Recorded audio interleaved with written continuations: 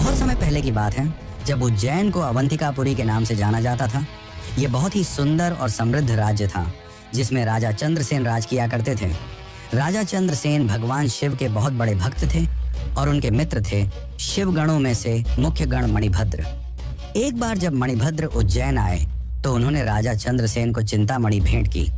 यह मणि काफी ज्यादा चमकदार और मनमोहक थी, लेकिन जैसे जैसे इस मणि की चमक फैलने लगी, कई राजाओं के मन में लोभ जगने लगा और इसी के चलते अवंतिकापुरी में कई राजाओं ने चिंतामणि को हासिल करने के लिए आक्रमण कर दिया। एक तरफ चंद्रसेन की सेना और दूसरी तरफ बाकी राजा अपने विशालकाय सेना के साथ, जिसमें सामने चंद्रसेन की सेना कमजोर लग रही थी। पर चंद्रसेन जानते थे कि उनकी शक्ति किसी मणि में नहीं बल्कि उनकी भक्ति में है।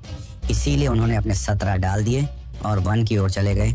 वहां जाकर वे शिव के ध्यान में लीन हो गए। लेकिन उसी समय उज्जैन में एक और समस्या आ खड़ी हुई।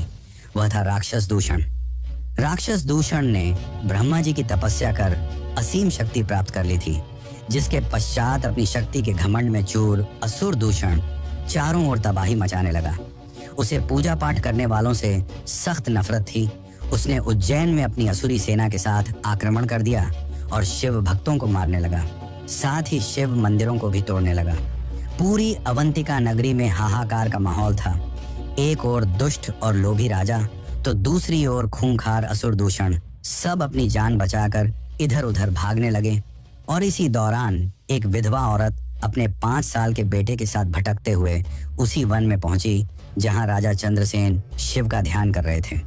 जब उस 5 साल के बालक ने यह देखा तो वह उनकी भक्ति से काफी प्रभावित हुआ और उसने भी वहीं थोड़ी दूर पर एक शिवलिंग बना लिया और उस पर फूल, जल और बेलपत्र चढ़ाकर पूजा करने लगा।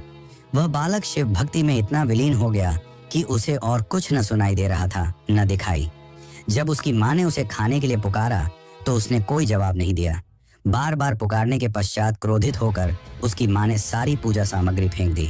लेकिन तभी बिजली चमकी और घंटियों की आवाज के साथ वहीं पर एक भव्य मंदिर का निर्माण हुआ, जहां स्वयंभू शिवलिंग प्रकट हुए और उस शिवलिंग में वही फूल और बेलपत्र चढ़ा हुआ था जो उस बालक ने चढ़ाए थे। ये सब देखकर उसकी माता चकित रह गई और उन्हें अपनी गलती का एहसास हुआ। जब यह बात राजा चंद्रसेन को पता चली तो वे दौड़े दौड़े वहां जा पहुंचे और उनकी आंखों में आंसू थे, क्योंकि उनकी भक्ति आज सफल हो गई। भगवान शिव स्वयं प्रकट हुए थे। लेकिन यह कहानी यहाँ समाप्त नहीं होती। उज्जैन की धरती असुर दूषण की वजह से कांप रही थी, पर जैसे